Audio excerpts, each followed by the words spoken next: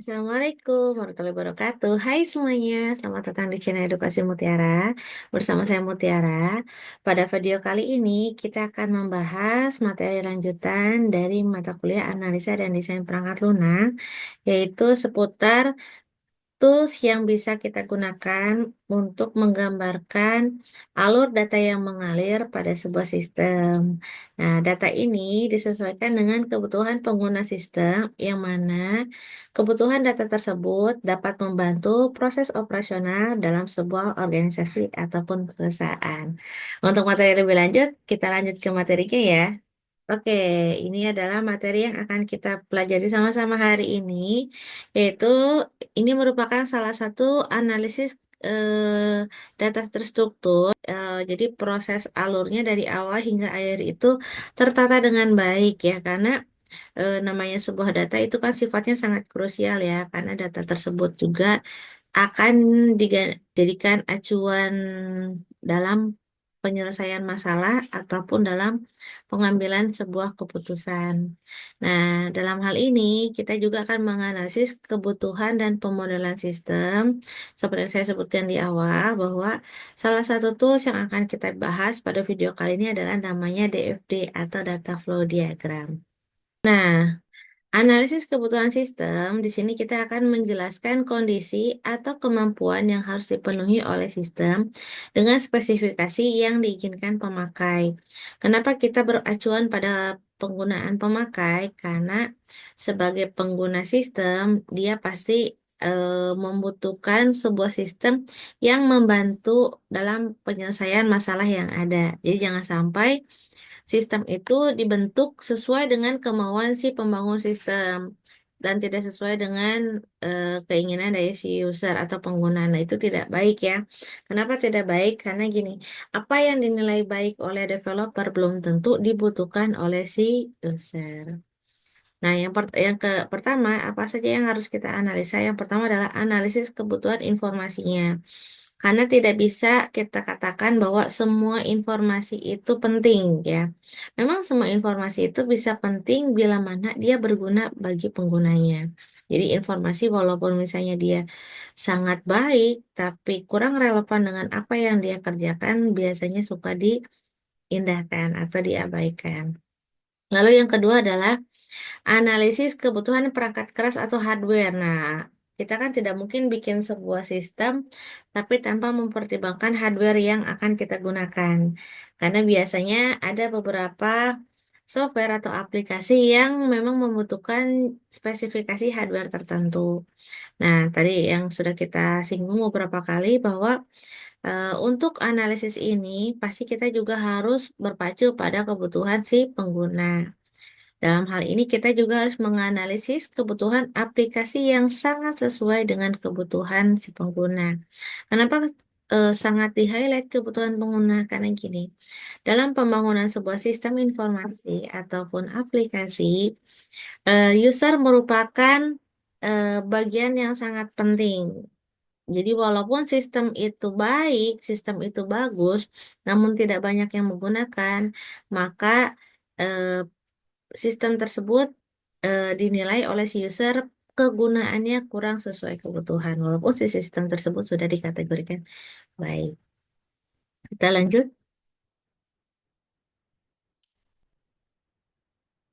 Nah, kita bahas terlebih dahulu mengenai informasi. Informasi adalah data yang diolah menjadi bentuk yang sangat berguna untuk membuat keputusan. Karena dari informasi inilah kita dapat membuat sebuah gambaran kira-kira keputusan apa yang akan kita ambil ke depannya. Lalu menurut KBBI, informasi adalah penerangan, pemberitahuan, kabar atau berita tentang sesuatu. Informasi berguna untuk pembuat keputusan karena informasi menurunkan ketidakpastian pada data. Karena berdasarkan informasi itu, para pengelola dapat mengetahui kondisi secara objektif ya atau objektif.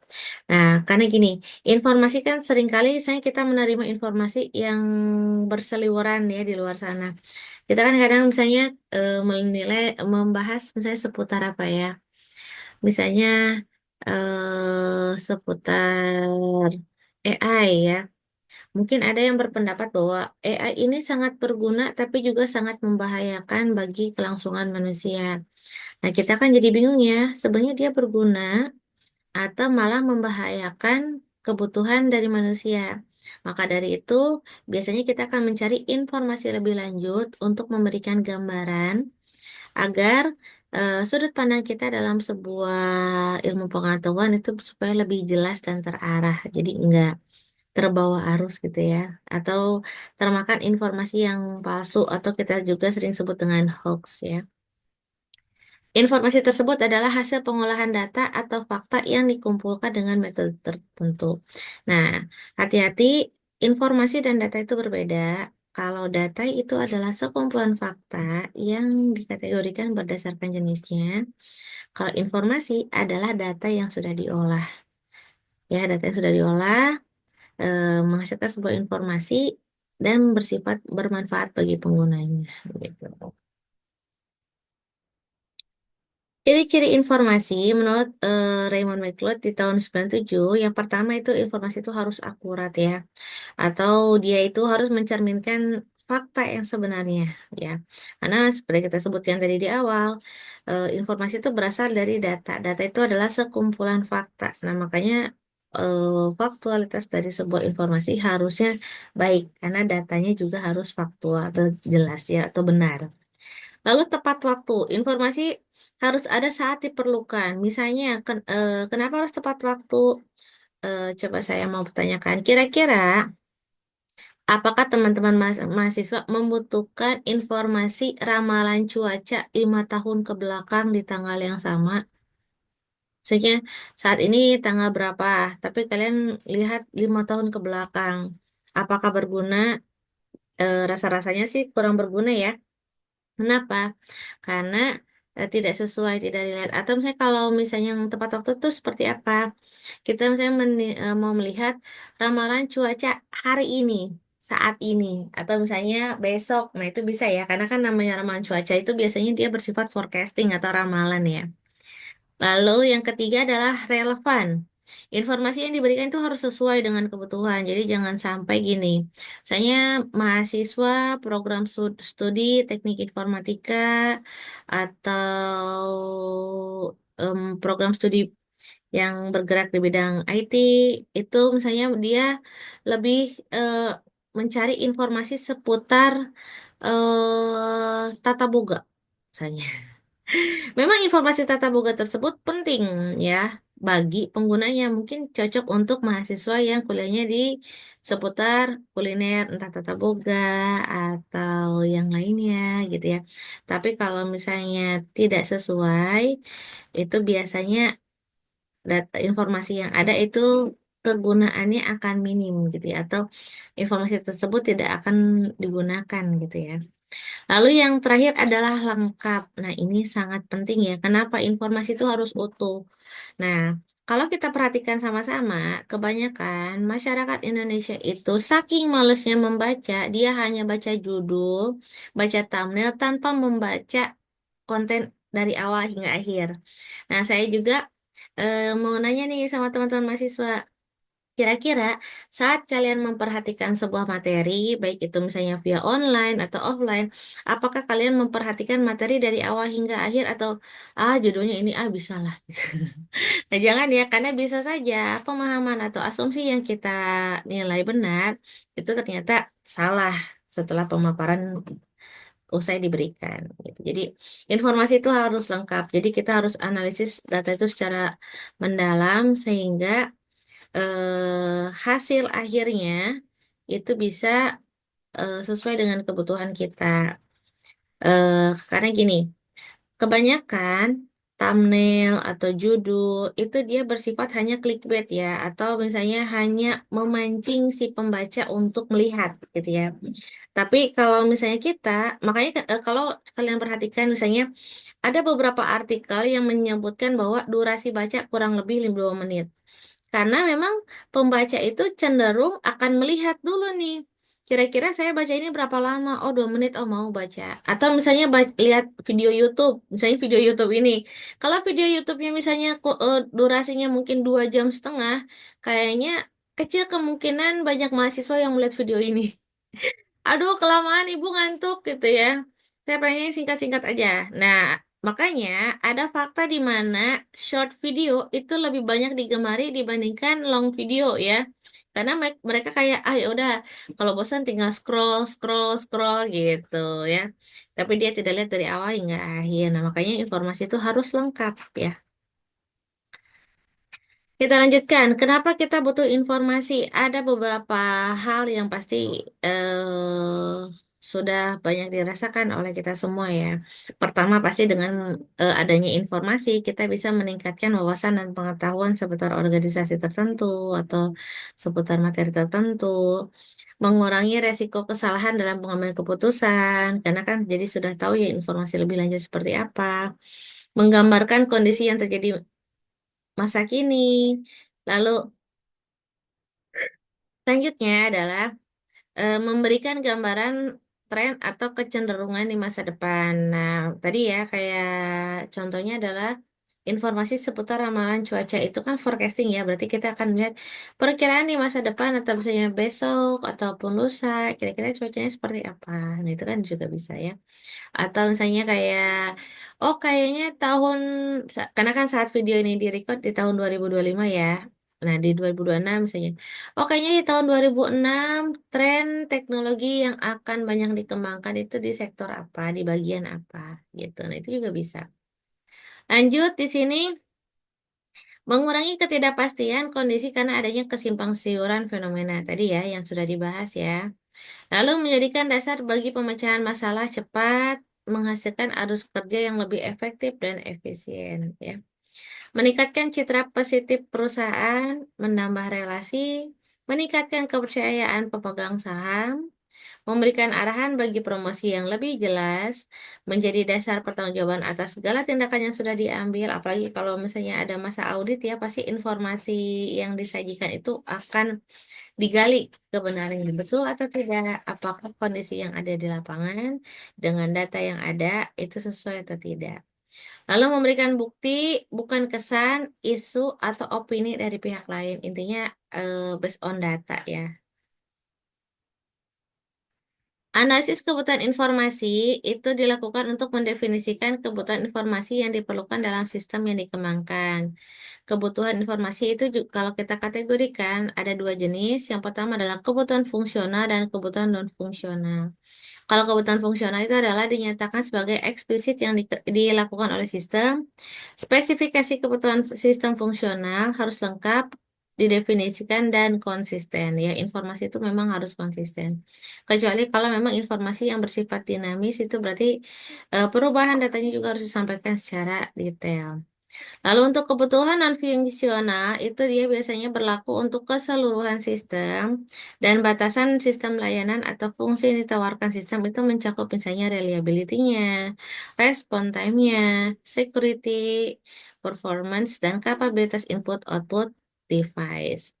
Contoh lainnya dalam kebutuhan informasi misalnya informasi yang di sini ada sebuah tabel, ada informasi yang dibutuhkan tujuan dan frekuensi. Contohnya, bukti penjualan itu ditujukannya untuk siapa? Berarti kan sih struk ya.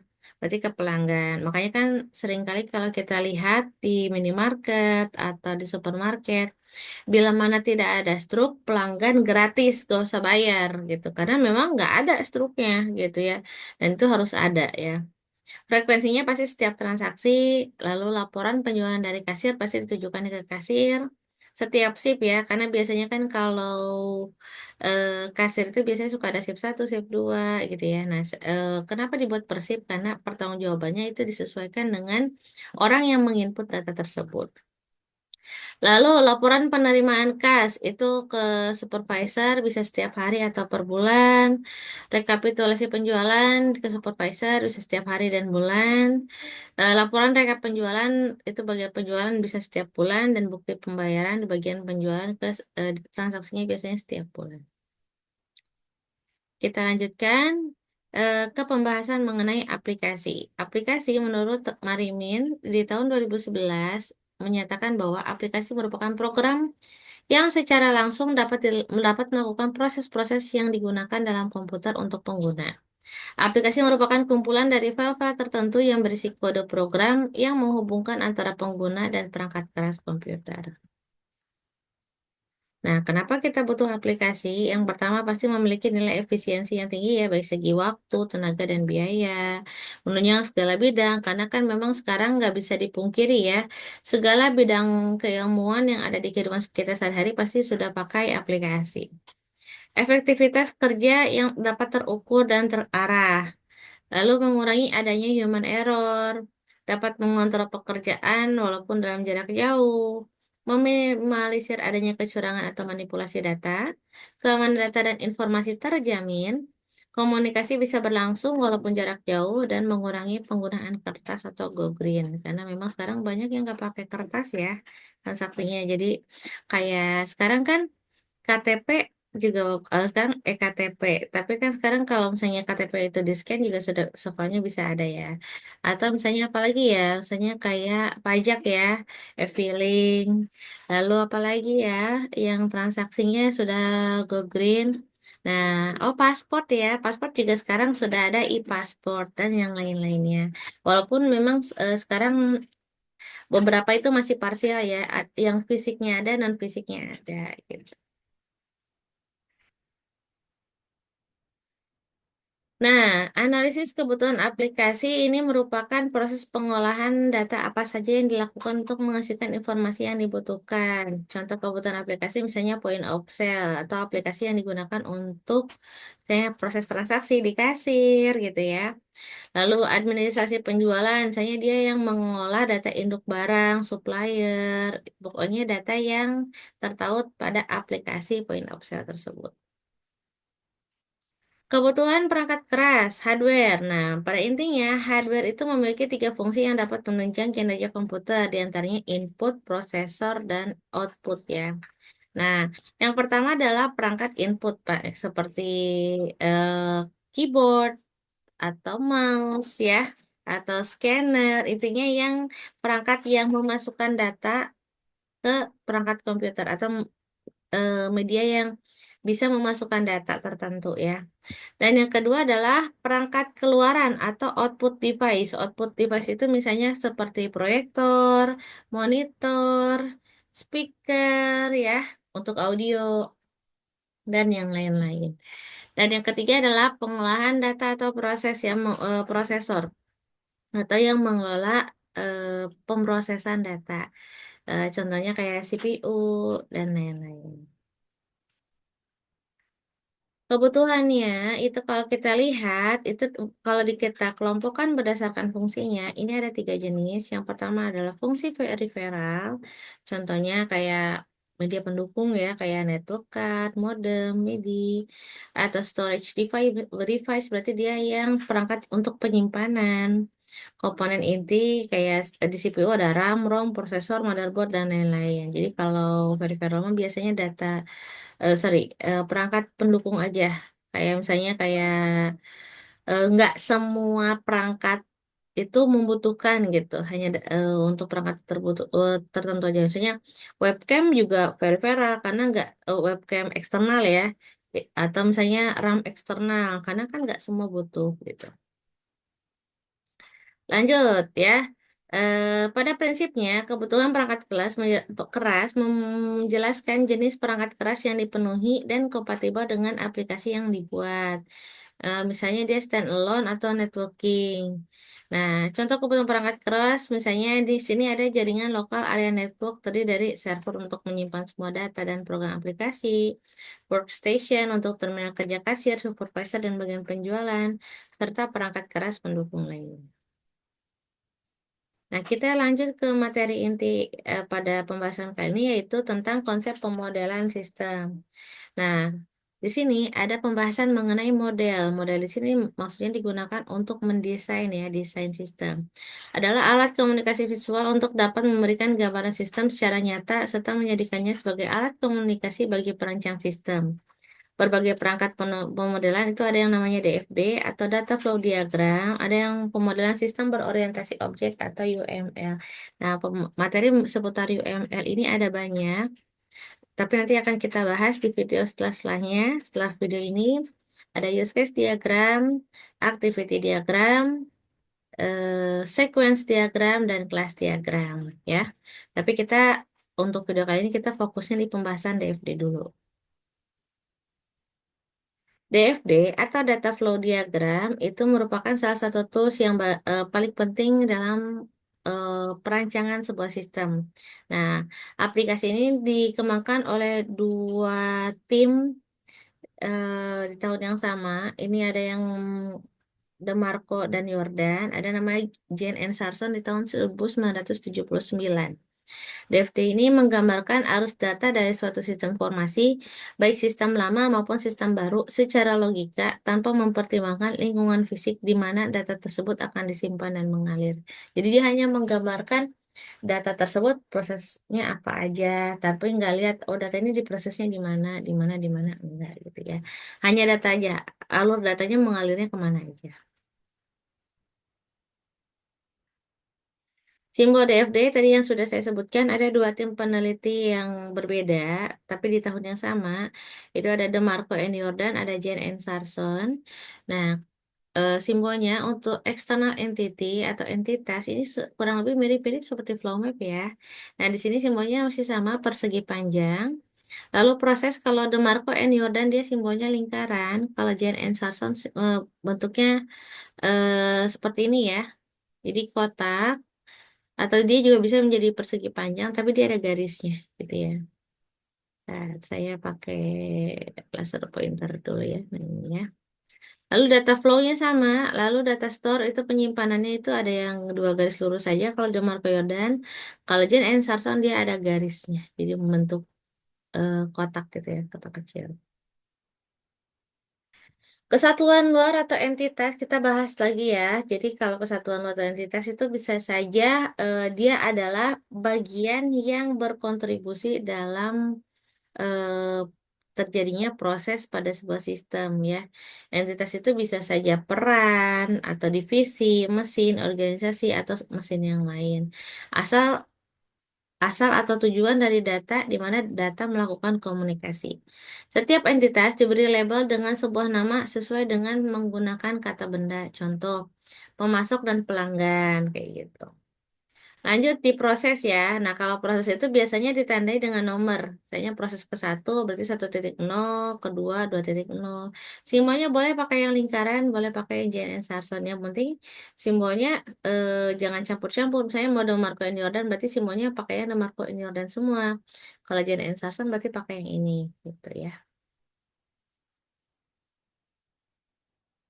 Arus data ya berarti data apa aja mengalir pakai tapi pakai arah panah dan kasih tahu data yang mengalirnya apa aja atau data yang dilakukan transaksi itu data apa aja. Nah, ini data flow adalah formulir atau dokumen yang digunakan oleh perusahaan, laporan tercetak ini scanner sistem, output layer komputer, masukan untuk komputer, komunikasi via ucapan, surat atau demo, memo ya, sorry ini double atau nih. Data yang dibaca atau direkam di file, suatu isian yang dicatat pada buku agenda atau transmisi data dari komputer ke komputer yang lain. Data store ini kurang lebih mirip seperti tabel pada sebuah database ya. Jadi tabel apa aja gitu di kan biasanya kalau database itu terdiri dari beberapa tabel. Nah, tabel apa aja nih gitu. Dicantumkan dalam sebuah data store.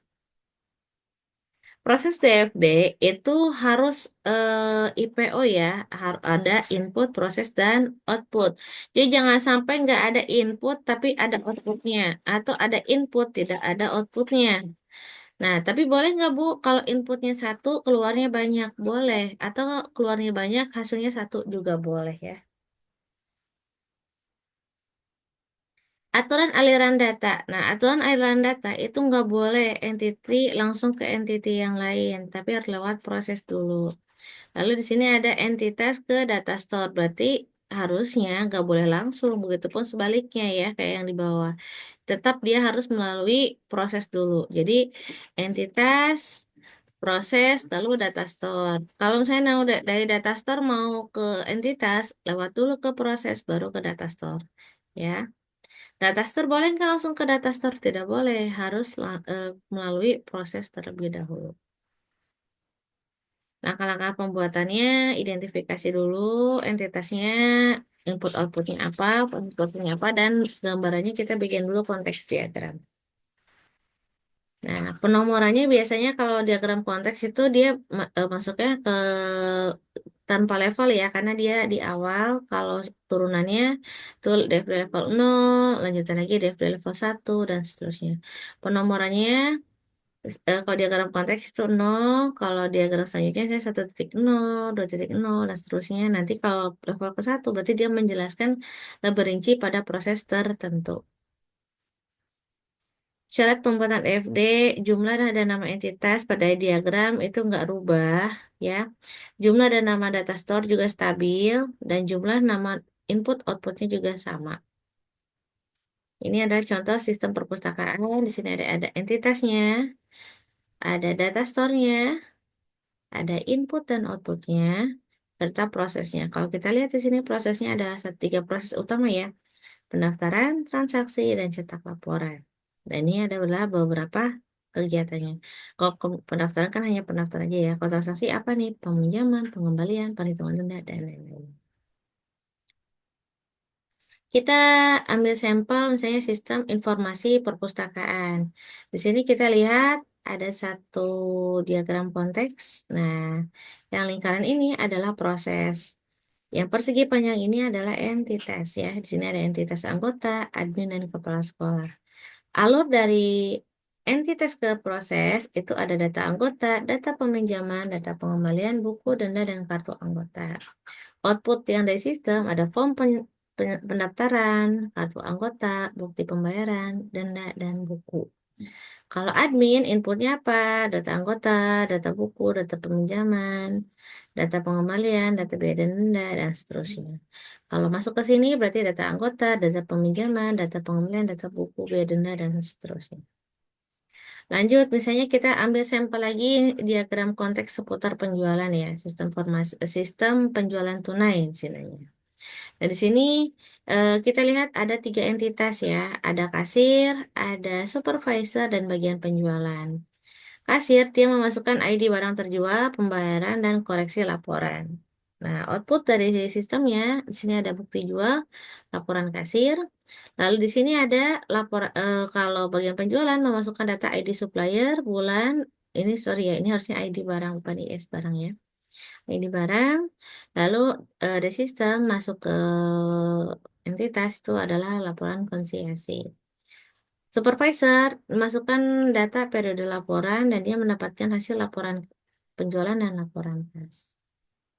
Diagram konteks tersebut bila mana dipecah itu disebut dengan DFD level 0. DFD level 0 ini akan menjelaskan, jadi pada diagram konteks yang ada, dia ada berapa proses utama. Kalau kita lihat di sini ada tiga proses utama. Yang pertama adalah olah data transaksi, olah data induk, dan buat laporan. Olah data transaksi ternyata yang terlibat hanya di kasir saja ya di sini ya. Berarti input dan outputnya ini masih sama. Nah, di sini kita lihat ada berapa data store nih? Ada tiga ya. Di sini ada record bayar, di sini ada data store pembayaran, penjualan, barang, dan supplier. Data di sini, ini rec itu maksudnya record ya, record data ya.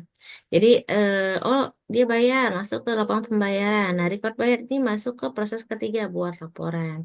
Kalau yang ini, olah data transaksi, record jual, masuk ke penjual, dan masuk juga ke record jual ke sini. Lalu di sini record jualnya masuk ke buat laporan. Jadi input outputnya masuk ya. Lalu di sini data barang. Record barang masuk ke data barang, record barang, dan record barangnya juga masuk ke sini. Jadi saya data store itu tetap harus lewat proses dulu ya. Lalu di sini bagian penjualan, dia masukkan ID barang dan ID supplier, masuk ke all data induk, masuk ke data apa ini masuk ke ternyata dari record barang sama data supplier. Disesuaikan dengan data store masing-masing, lalu data tersebut masuk ke buat laporan. Karena buat laporan datanya kan terkumpul dan terolah secara otomatis ya. Nah, bagian penjualan mendapatkan data berdasarkan bulan dan laporan barang. Biasanya dia berupa invoice ya. Invoice yang dimasukkan, misalnya dia harus dapat sejumlah dana berapa dari barang yang sudah dia supply. Lalu supervisor dia masukkan periode laporan dan periode penjualan dan laporan kas gitu ya. Nah, bila mana tiga proses ini turunkan, maka masuk ke DFD level 1. Nah, DFD level 1 proses yang keberapa? Misalnya kita mau coba pecah yang DFD level 1 olah data transaksi ya. Maka prosesnya adalah DFD level 1 proses 1.0 karena turunan dari level 0 tapi yang dijelaskan hanya di proses ke 1. Nah, sini ada apa aja? Ada catat data jual, catat data bayar, dan buat laporan kasir. Nah, ini data yang masuk nih.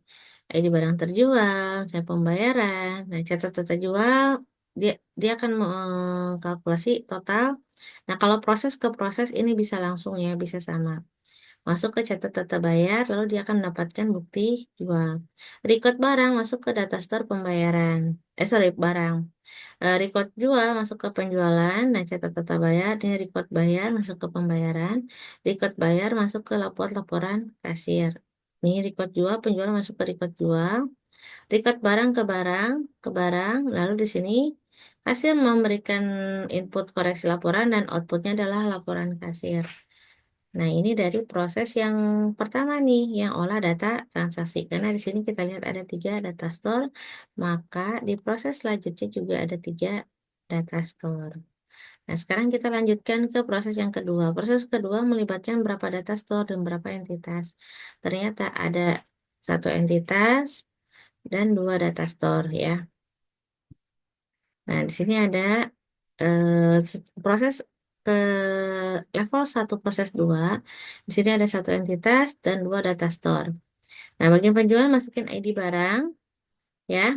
Lalu di sini ada ID supplier. Nah, di proses turunannya itu ada tambah barang dan tambah supplier. Jadi kalau barang ya masuknya ke data barang. Masuknya ke data store data barang. Kalau yang supplier berarti masuknya ke supplier ya. Ini ada ID supplier. Nah, sekarang kita lanjut ke proses yang ketiga, yaitu adalah buat laporan. Buat laporan ini mencakup berapa data store? Ada 1, 2, 3, dan 4. Nah, entitasnya ada berapa? Ada 1, ada 2 ya, bagian penjualan dan supervisor. Nah, di sini ada, ini maksudnya barang 1 dan barang 2, maksudnya data store-nya itu barang ya.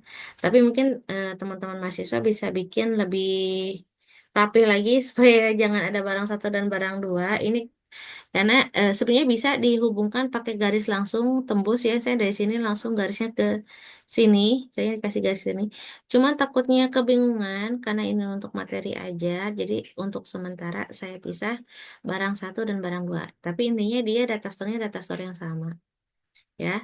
Nah, kita lihat di sini ada data store-nya ada 4, pembayaran, barang, penjualan, dan supplier. Nah, buat laporan itu bila mana dipecah lagi, di sini kita pecah menjadi 3. Ada data store buat laporan kas, buat laporan penjualan, dan buat laporan barang. Nah, data record bayar masuknya ke sini, bayar masuk ke sini ya. Nah, barang 2 masuk ke sini, barang 1 masuk ke sini ya.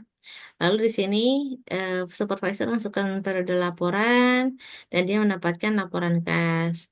Supervisor masukin periode laporan dan dia mendapatkan laporan penjualan. Nah, dari penjualan itu data store penjualan, record jualnya masuk ke sini, record supply juga masuk ya. Dan bagian penjualan masukkan input data bulan dan mendapatkan laporan barang. Nah, itu adalah 3 turunan, 3 proses yang diturunkan dari level 0 ke level 1.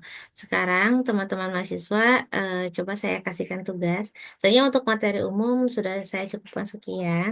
Namun untuk mata kuliah untuk mahasiswa yang mengikuti mata kuliah saya, coba kalian kerjakan tugas berikut, di mana buatlah sebuah DFD dari flow map sistem usulan yang sebelumnya sudah dibuat. Kan kalian sudah bikin flow mapnya.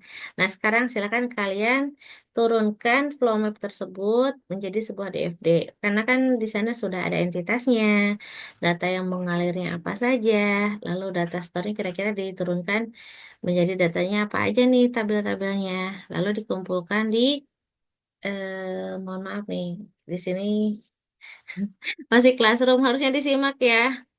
Kumpulkannya disimak dalam bentuk PDF dan tengah waktu pengumpulan tugas itu maksimal H-1 pada perkuliahan selanjutnya ya. Selamat mengerjakan. Nanti untuk mahasiswa-mahasiswa saya, tolong kumpulkannya disimak ya di Classroom. Mohon maaf untuk kesalahan penulisannya. Ya, dan di sini juga saya akan memberikan kisi-kisi UTS.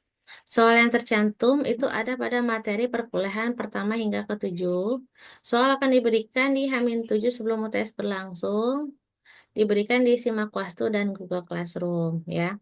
Kenapa dua-duanya? Karena gini, untuk mahasiswa yang mungkin belum melakukan proses pembayaran, saya masih mempersilahkan untuk mengikuti UTS. Hanya saja untuk input nilainya saya belum bisa, karena kan aksesnya dibuka oleh tim keuangan. Karena kalau saya kan hanya pengajar, jadi saya nggak bisa tuh buka akses pembayarannya ya. Jadi saya hanya bisa input di nilainya saja gitu. Tapi kalian boleh mengikuti UTS-nya gitu ya. Pengumpulan saat waktu UTS berlangsung itu kumpulkan dalam bentuk hard copy ya. Untuk yang belum menyelesaikan administrasi diizinkan mengikuti dan mengumpulkan jawaban, namun harus konfirmasi maksimal 3 hari setelah UTS berlangsung agar nilai masih dapat diinput di sistem dan nilai baru bisa diinput jika administrasi sudah dilaksanakan. Seperti tadi saya sampaikan ya.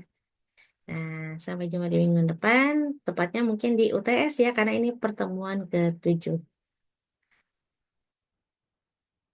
Nah, itu aja paling yang bisa saya saya sampaikan pada materi hari ini. Nah, kita sudah belajar seputar DFD. Jadi teman-teman mahasiswa coba bisa mengembangkan pembuatan DFD ini berasal dari flow map yang sebelumnya sudah dibuat karena sudah ada entitasnya, sudah ada data-data yang mengalirnya apa saja.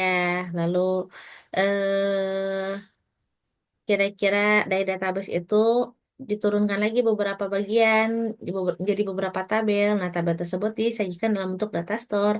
Nah, tinggal ditautkan aja atau dihubung-hubungkan aja. Itu aja paling ya. Silakan dikerjakan. Bila mana ada yang ingin ditanyakan atau dikomunikasikan, jangan ragu untuk bertanya di kolom komentar.